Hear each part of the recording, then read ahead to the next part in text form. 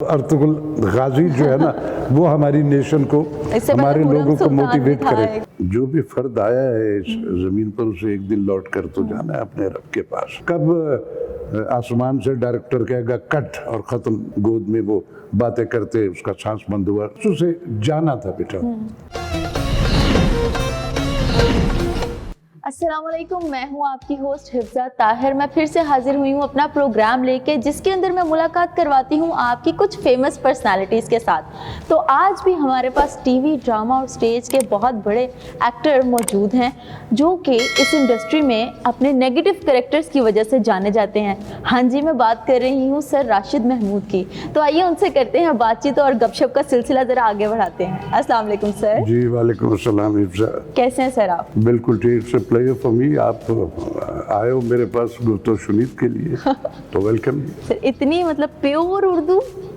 बेटा मैं पिछले 50 बरस से इस दुनिया के नेटवर्क पे उर्दू बोल रहा हूँ और कभी उंगली नहीं रखने दी मैंने जेर जबर पे। Basically I am a broadcaster. Okay. और मेरी ग्रूमिंग में रेडियो पाकिस्तान में सूफी तबस्सुम, नासिर काज़मी, मिर्ज़ा अदीब, बड़े बड़े नाम, मुस्तफ़ा अली हमदानी साहब, अखलाक अहमद देहलवी साहब, अजीज़ुर रहमान साहब, मुज़फ़्फ़र हुसैन, और फिर बहुत बड़े जो दानिश्वर जिन्होंने रेडियो, टेलीविज़न तो था ही नहीं हमारे मुल्क में, तो स्टार्ट रेडियो से हुआ। तो ये जो लफ्ज़ों की हुर्मत होती है और लफ्ज़ों का हुनर जो है, ये जो ब्रॉडकास्टर है उनसे बेहतर किसी को नहीं आता। अच्छा सर, आपकी सेहत का राज क्या? माशाल्लाह आप अभी भी इतने फिट और इतनी ग्रूम पर्सनालिटी आपकी। तो क्या खाते हैं सर आप? मैं बताता हूँ बेटा, मैं कास्ट वाइज कश्मीरी होने के बावजूद मैं बड़े रिनाउंड दानिश्वर का बेटा हूँ। अच्छा। नाजिश काश्मीरी मेरे वालिद साहब का नाम, अल्लाह उनको गरी के रहमत करे। मैं कश्मीरी होने के बावजूद खाने के लिए जिंदा नहीं हूँ, जिंदा रहने के लिए खाता हूँ। मैं 24 घंटे में एक बार मुकम्मल डाइट लेता हूँ। वो अगर दोपहर है तो रात को नहीं, और अगर रात को है तो दोपहर को नहीं। जितना जीने के लिए ज़रूरी है उतना खाता हूँ। और फिर ज़िंदगी की कुछ प्रिकॉशंस रखने ज़रूरी भी होते हैं आपकी सेहत के लिए। तो सो कोई ऐसी रॉकेट साइंस नहीं है, चंद प्रिकॉशंस है जो ज़िंदगी में लेके चला। तो इस आलम में पीरी में भी 7 दहाइयों के बाद भी I am a young old man. Very good sir. Sir मुझे ये बताएं कि आपकी डेली की रूटीन क्या है? मैं बेटा सुबह अर्ली मॉर्निंग उठता हूँ, देर से भी घर गया हूँ, फजर ज़रूर पढ़ता हूँ। ठीक है। उसके बाद दूसरी नमाजें जो है वो, जहाँ मुझे बाज़ दफ़ा मौका नहीं भी मिलता, इस तरह की सिचुएशंस होती हैं, लेकिन मेरी कोशिश होती है कि अगर मेरे अख्तियार में हो और वो सर्कमस्टांसेस में मुझे तरद्दुद भी करता हूँ, मैं कुर्सी में बैठ के भी पढ़ लेता हूँ। अच्छा। क्योंकि रब को राज़ी करने के लिए कोई ज़रूरी नहीं कि वो सारे लवाजमात हों, कम्युनिकेट उस तक होना चाहिए कि मालिक ये जो मैं कुर्सी में भी बैठ के सजदा कर रहा हूँ तो तुझे कर कबूल। तो इस तरह है वो है। उसके बाद फिर ज़िंदगी के जो मसले मसाइल जो मेरे शोबे से रिलेटेड हैं, इस कोरोना में तो सारे कुछ उलट गया ना। अब कितना दूसरा बरस जो वो शुरू हो गया और अब पहले से भी ज़्यादा ये इब्तला जो है शदीद है। तो उसी प्रिकॉशन में ज़ाहिर है सब दुनिया जो इसकी लपेट में है, तो हमारा मुल्क भी है, उसमें बेशुमार काम वाम भी स्टक हुए में। लेकिन ह्यूमन लाइफ से ज़्यादा ज़रूरी नहीं है काम। ज़िंदगी जो है वो पहले उसकी सेफ्टी होनी चाहिए। आप हयात रहोगे तो काम चलेंगे ना। तो इसलिए उस तरह के मसाइल। फिर दिन में कुछ ऑडियोग्राफी का भी शोबा है मेरा, मुझे वो काम भी करने होते हैं। फिर मुझे अपने उसमें कमिटमेंट्स जो हैं वो, फिर मैं चूँकि मोटिवेशनल स्पीकर भी हूँ, मुख्तलिफ डिपार्टमेंट्स में, मुख्तलिफ यूनिवर्सिटीज़ में, मुख्तलिफ NGOs में, मुख्तलिफ इदारों में मुझे जाके उस पर भी गुफ्तगू। आजकल भी इस सिचुएशन में भी आप? हाँ, मैं इसमें भी करता हूँ, बिल्कुल करता हूँ। मैं प्रिकॉशंस रख के करता हूँ। मुख्तलिफ ऑडियोग्राफी की कैंपेन्स, हालांकि PTV से पिछले आपके मेरे व्यूज़ के इल्म में होगा बड़ा शदीद इख्तलाफ हुआ था और मैंने कहा था मैं PTV आइंदा काम नहीं करूँगा। लेकिन उसके बावजूद अब ये कोरोना के लिए जब आया तो पाकिस्तान टेलीविज़न तो मेरा है ना, मैं हूँ पाकिस्तान टेलीविज़न। मेरी पाकिस्तान टेलीविज़न से लड़ाई नहीं है ना, अच्छा। रेडियो पाकिस्तान से लड़ाई, उस सिस्टम और उन घुसपैठियों से मेरी लड़ाई है जो आके वहाँ एक डोमिनेशन का एटीट्यूड करते। अच्छा सर, मुझे ये बताएं कि अपनी ज़िंदगी की कितनी बहारें आप देख चुके हैं? बेटा मैं 70+ हूँ, 70 बरस से भी कुछ महीने ज़्यादा हो गए हैं मुझे। माशाल्लाह जी सर, आपकी जी, आई मैं अभी कहा ना मैंने, क्या आई मैं यंग ओल्ड मैन, मैं जवान बूढ़ा हूँ। असल में आपके पेशेंस जो हैं, आपके जो इरादे हैं, आपकी ज़िंदगी का टारगेट जो है, आपकी कमिटमेंट्स, आप जो करने का इरादा लेके निकले हुए, वही आपकी जवानी, वो क्रिज्मा आपकी जवानी। बेशुमार बच्चों को मैं ऐसे देखता हूँ कि वो सोए वो उठते हैं तो फिर थके हुए, तो मैं तो नहीं थकता। मैंने तो 24 घंटे में 24 घंटे भी जिंदगी में लगातार काम सोते किया। कितना टाइम के लिए आप? दिन में कितने घंटे या रात में कितने घंटे आप सोते हैं? मुझे बेटा 24 घंटे में 4 घंटे जो है ना कंप्लीट नींद चाहिए, उसके बाद मैं बस फ्रेश। यस। अच्छा सर, अपने कैरियर का आगाज अपने कब किया था? बचपन में, जवानी में? शौक कब पैदा हुआ था कि भाई मुझे एक्टर बनना है, मुझे कुछ करना है, मुझे स्क्रीन पर नजर आना है? मैं बेटा बताया ना कि बेसिकली मैं ब्रॉडकास्टर हूँ। मैं 10 बरस का था, अभी 10 बरस से भी कुछ महीने कम होंगे। मैं और इरफान खूसर साहब, अच्छा। हम दोनों हम उम्र हैं, वो मुझसे उम्र में थोड़ा छोटा है, तो हम दोनों का आगाज़ जो है वो एक ही दिन है। हम दोनों 10 बरस से छोटी उम्र के थे, निकर पहनते थे। रेडियो पाकिस्तान जो था, ये जो अब है, जिसका इफ्तिताह अयूब खान साहब ने किया, मैं इसकी बात नहीं कर रहा, इससे पहले एक छोटा सा गवर्नर हाउस की बैक पे एक छोटा सा रेडियो पाकिस्तान लाहौर हुआ करता था, वहाँ से खत्म हो हमने गया वो रेडियो हाँ, वो पाकिस्तान? उसके बाद जब अयूब खान साहब ने 1965 में इसका इफ्तिताह नए रेडियो पाकिस्तान लाहौर का हुआ, तो फिर जाहिर सारा कुछ इधर शिफ्ट हो गया। फिर यहीं से पाकिस्तान टेलीविज़न का पहला जो स्टेशन मेरे मुल्क में बना था, वो भी इसी रेडियो पाकिस्तान लाहौर के इसी रेडियो के अंदर ही बना था। अब उसमें उनका सेल्स ऑफिस होता है। तो रेडियो की ऑडियोग्राफी की जितनी उम्र जूं बढ़ती चली गई, जितनी भी असनाफ हैं उसकी, जितनी भी मुख्तलिफ उसकी जहतें, मैंने उन सब पे काम किया, as a announcer, as a drama artist, as a compere, as a narrator, हर तरह की जितनी असनाफ ऑडियोग्राफी के वो सब किया। और फिर मैंने सिर्फ रेडियो पे नहीं किया, इस मुल्क के बड़े बड़े जो डिपार्टमेंट्स हैं उनके लिए भी काम किया। मेरे मुल्क में मिलिट्री के जवानों की आज तक जितनी फिल्म बनी उनकी ट्रेनिंग के लिए, अच्छा। अगर वो 1000 बनी है तो उसमें 999 की ऑडियोग्राफी मेरी है। तो अच्छा, मिलिट्री से मुझे याद है सर, मुझे ये बताएं, आप फिट तो माशाल्लाह बहुत हैं, तो लाजमी बात है आप कोई ना कोई खेल या कोई ना कोई स्पोर्ट्स खेलते होंगे बचपन में, तो ऐसा कौन सा खेल था जो आप मैं बड़े बेटा शौक से- गाड़ियों वाड़ियों होने के बावजूद भी पैदल चलने को प्रेफर करता हूँ। अच्छा। हाँ, जॉगिंग वॉगिंग जो अब इस उम्र में तो अब ये कोरोना ने तो सारे कुछ बंद कर दिए, लेकिन उसमें ये है कि थोड़ी सी जॉगिंग जो है वो भी मुस्तकिल रही। कुछ तो स्ट्रगल पीरियड जो था हमारी ज़िंदगी का, उसमें हमने तो सिर्फ जॉगिंग ही की, काम वाम तो हमें वो देते ही नहीं थे तब। तो वो जो एक आदत और एक एडिक्शन बनी उससे, वो फिर ज़िंदगी में कंटिन्यू भी हो गई। तो ये है कि कुछ थोड़ी एहतियातें ज़िंदगी में रखी हैं। सर, हर बच्चा जो है ना बचपन में शरारती होता है, ठीक है, अजीबोगरीब सी हरकतें करता है, कभी किसी को तंग कर लिया, कभी किसी को छेड़ लिया, बेल बजा के भाग गए। आप किस तरह के बच्चे थे? नॉटी टाइप मैं के बच्चा थे था ही नहीं बेटा, क्या मतलब बच्चा नहीं मैं था? बचपन से ही बुजुर्ग था। मैं बचपन से ही बाबा था, इसीलिए मेरी दोस्ती भी बाबों से ही है। मेरी ज़िंदगी के साथ में एक मेरे मुल्क का बड़ा रिनाउंड नाम है, बाबा नजमी, बहुत रिनाउंड शायर है, सब कॉन्टिनेंट में, दुनिया भर में जाना जाता है। तो हम बचपन ही से बाबे थे, हम बचपन ही से बुजुर्ग थे।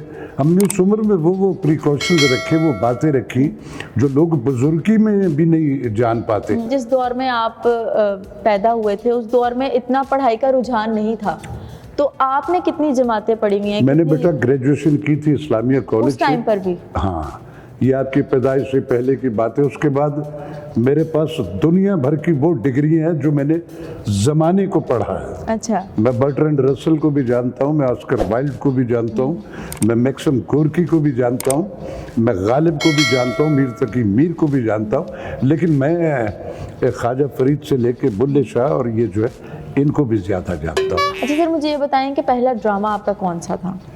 टेलीविज़न पे मेरा सबसे पहला जो ड्रामा है, ये भी आपकी पैदाइश से पहले की बात है, आपके अम्मा और अब्बा जो है उनसे जाके पूछोगी तो वो बताएंगे। मेरा सबसे पहला ड्रामा, मेरा इंट्रोडक्शन टेलीविज़न का जो है वो कराची टेलीविज़न से था।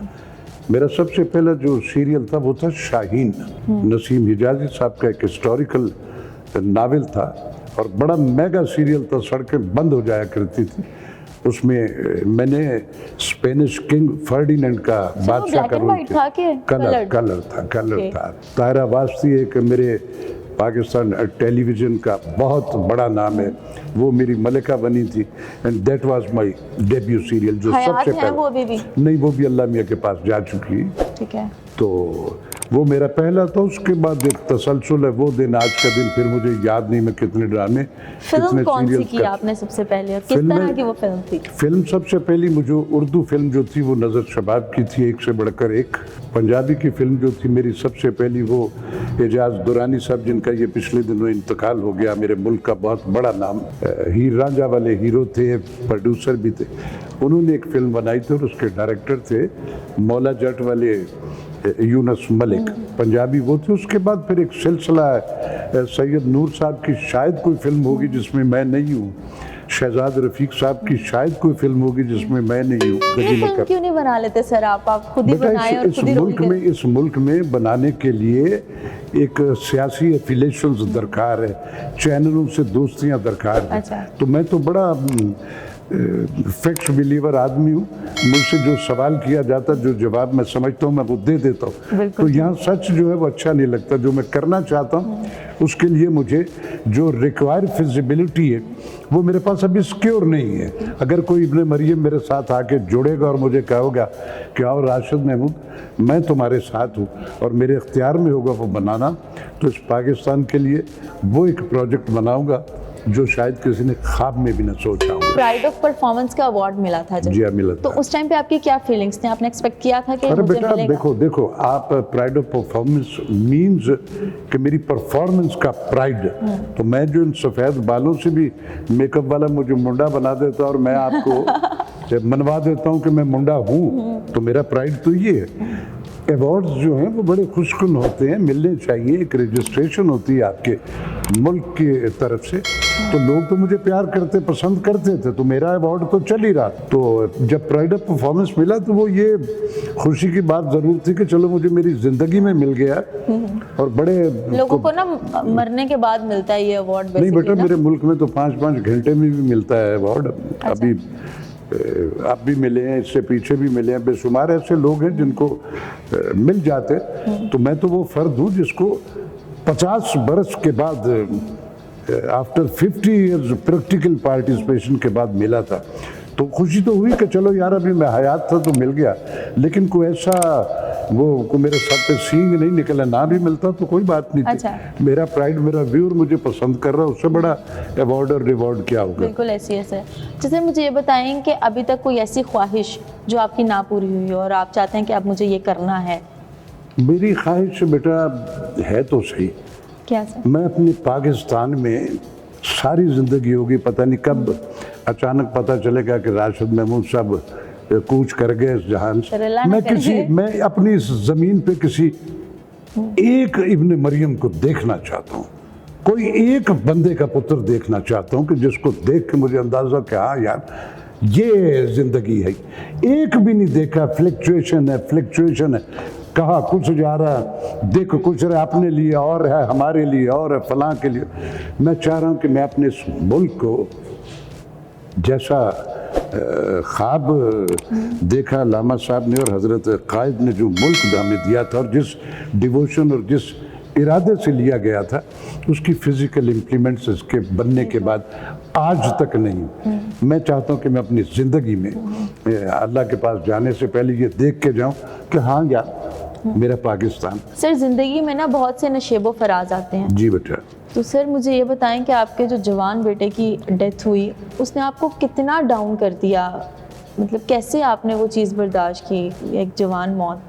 देखो बेटा, जो भी फ़र्द आया है इस ज़मीन पर उसे एक दिन लौट कर तो जाना है अपने रब के पास। चला गया वो। उसका एक ज़िंदगी जो है, life is simply take one take two, इसमें दूसरा शॉट नहीं, एक सिंगल शॉट है। कब आसमान से डायरेक्टर कहेगा कट और ख़त्म। और एक बोझ तो है, एक तकलीफ तो है, एक बहुत बड़ा बोझ है किसी बाप का अपने इकलौते बेटे को, पढ़े लिखे लायक बच्चे का, इस तरह छोटी सी उम्र में डिग्रियां करने के बाद, मास्टर डिग्रियां करके एक एग्जीक्यूटिव पोस्ट पे कतर एयरवेज में वो था, और अचानक एक दिन अच्छा भला वो आया अपने उस कतर से यहाँ एक दिन पहले, और अगले दिन मेरे गोद में वो बातें करते, उसका सांस बंद हुआ। क्या रीजन थी सर, क्या वजह थी? हार्ट फेलियर, डॉक्टर साहब ने बताया। एक हार्ट अटैक होता है, एक वो कहते हैं कि हार्ट फेलियर। बस उसे जाना था बेटा, उसे जाना था। लेकिन मैं समझता हूँ कि पेरेंट्स के लिए औलादें जो है ये एक अमानतें हैं, अमानतें हैं, रब की अमानतें हैं। और जो अमानतें होती हैं उस पर राइट्स नहीं होते, राइट्स उसके होते जिसकी अमानत है आपके। तो जब ये रब की अमानत थी मेरे पास, तो मेरे जिम्मे ड्यूटी जो थी उसकी केयरिंग थी। मैं अपने गिरेबान में देखता हूँ, अपनी बीवी से कहता हूँ, दोनों मियाँ बीवी बैठ के देखते हैं कि क्या वो जो अमानत रब की हमारे पास थी, हमने उसकी केयरिंग की जितनी करनी चाहिए। तो हम एक दूसरे की तरफ देख के मुतमईन होते हैं कि मेरे मालिक ने जो मुझे तौफीक दे रखी, जो मेरे अख्तियार में दे रखा हुआ था, मैंने उस तरह हर तरह से being a Muslim, being a parents, वो केयरिंग की है। अच्छा सर, मुझे ये बताएं कि पाकिस्तान फिल्म इंडस्ट्री का आगे क्या फ्यूचर नज़र आ रहा है इस सिचुएशन में? कुछ बेहतरियों की तरफ चल निकली है। कुछ फिल्म्स नई ऐसी बन रही हैं, कुछ पहले भी बनी हैं, बहुत अच्छी फिल्म्स बनी। लेकिन ये जो एक कोरोना की शक्ल में पूरी दुनिया में अजाब आया हुआ है, उसमें ये है कि जो भी एक सिनेरियो बिल्ट होता है किसी भी मुल्क में, ये कोरोना के आफ्टर इफेक्ट इस तरह के उसे स्टक कर देते हैं कि वो फिर सारा कुछ किया धरा जो है मिट्टी हो जाता है और फिर दोबारा से वो सर आपकी भी तो एक फिल्म आ रही है ना, बाजरे दी राखी। जी जी, वो भी है। उसका क्या है, मतलब वो शुरू हुए भी काफी टाइम हो गया, अब तक तो लग कंप्लीट हो गई, लग जानी चाहिए थी। तो क्यों नहीं लग रही? ईद पे इरादा था बेटा, सिनेमाज में लगनी है ना, कोई सड़क पे तो फिल्म नहीं लगनी, तो सिनेमा तो बंद है। सर मुझे ये बताएं कि आपको अपनी जिंदगी की पहली मोहब्बत कब हुई थी, कब ये बहारें आई थी आपकी लाइफ में और आप कहते थे बस सब यही है यही है? और बेटा ये 52 बरस पहले का सानेहा है। सानेहा क्यों है सर? और आज 52 बरस हो गए, रोज उसी घर में जाता हूँ, जो खाया कमाया उसी घर में लुट गया, और सारे का सारा है वही। मतलब वो आपके पल्ले पड़ गई, ये आप कहना चाह रहे हैं? पल्ले नहीं पड़ गई, वही पहली मोहब्बत थी, वही आखिरी है। अच्छा, आपने मतलब लव मैरिज की थी? लव नहीं कह सकते, एक किसी हद तक अरेंज ही थी, लेकिन बहरहाल उसमें पसंद जो थी वो दोनों हमारी शामिल थी। सोशल मीडिया का दौर चल पड़ा है, हर चीज यूट्यूब है, वेब है, टीवी देखना लोग छोड़ गए हैं, खत्म हो गया, बंद हो गया लोगों के जब पास टीवी टाइम पे हो गई नहीं। अब देखो ना, हमारे 73 बरस से ज़्यादा हो गए, पाकिस्तान टेलीविज़न पे खरबों रुपया इस्तेमाल हुआ कि हम अपने लोगों को अपने रूट से रिलेटेड रख सके, अपने हीरोज से शनासा कर सके, उनकी वजह से मोटिवेट कर सके। तो आज ये तय हुआ कि नहीं, हम अपने उन हीरोज से मोटिवेट नहीं कर पाए हैं। अब अर्तुगरुल गाजी जो है ना, वो हमारी नेशन को, हमारे लोगों को मोटिवेट करे, तो उसमें कोई हर्ज नहीं। अगर लोग उससे हो रहे हैं तो मुझे इस पर कोई एतराज़ नहीं। लेकिन मेरा ये सवाल तो बनता है ना कि हम अपने हीरो से अपनी नेशन को मोटिवेट नहीं कर पाए, तो हमें वो 13वीं सदी की ट्रेडिशन, नसीम हिजाजी बेटा दुनिया के हर मुल्क में होता है, उसका नाम वहाँ कुछ और होता है। हम बीइंग मुस्लिम बेशुमार ऐसी बातें वेल विशिंग में अपने उस रिलीजन के हवाले से अपने हीरोज के इर्द गिर्द शामिल कर देते हैं, लपेट देते हैं उनके सराउंडिंग में, जैसा हुआ नहीं होता। तो अच्छी बात है अगर लोग मोटिवेट हो रहे हैं तो हुआ करे।